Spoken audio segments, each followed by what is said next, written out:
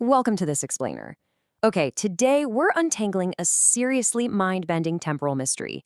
We're looking at a wild narrative that traps three total strangers in a seemingly inescapable forest, completely blurring the lines of reality, destiny, and time itself. If you've ever found yourself geeking out over the chaotic, ripple effects consequences of time travel, you are absolutely going to love this breakdown. Let's get into it. So, imagine this bizarre scenario.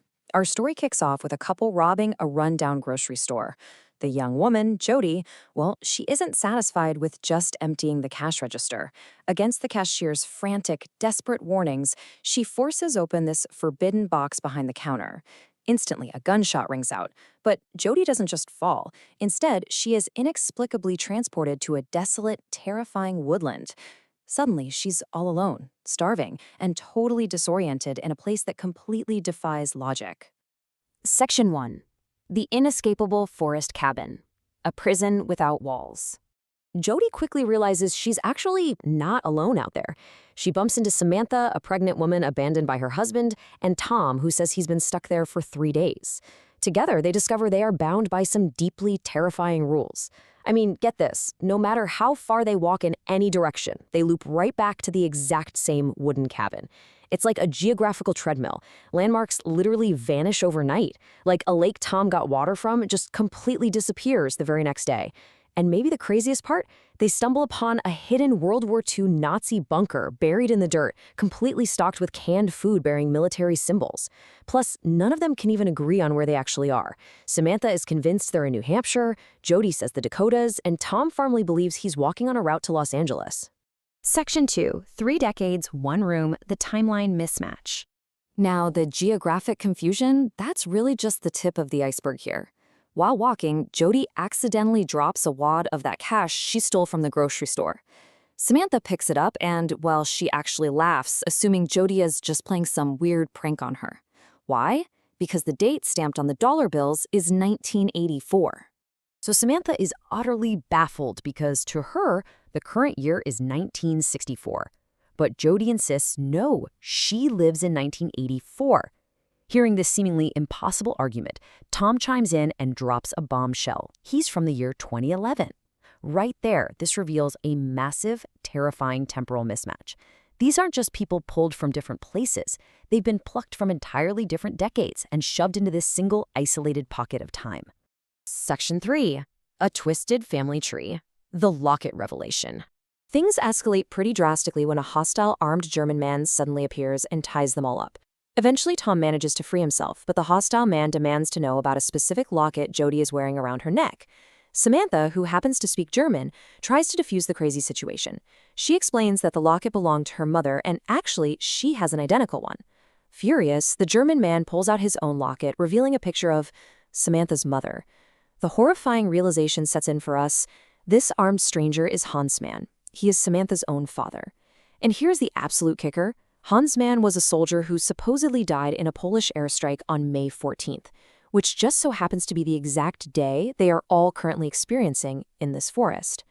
So naturally, they start comparing birth dates and their tragic personal histories, and a deeply disturbing family tree is revealed. The ultimate puzzle clicks into place. Samantha died in childbirth on June 3, 1964. Jody reveals her birthday is that exact day, and her mother died giving birth to her. Jody is Samantha's orphan daughter. But wait, it gets worse. Tom recognizes Jody's story about being a thief and reveals that Jody is actually his mother, a convicted criminal who robbed a store with her husband and was ultimately hanged for murder. You realize what's happening? They are 3 direct generations of one single bloodline: grandmother, mother, and son, all sitting in the exact same room, and they're all aware of exactly how terribly the others are going to die. Section 4. The Grandfather Paradox. Altering destiny.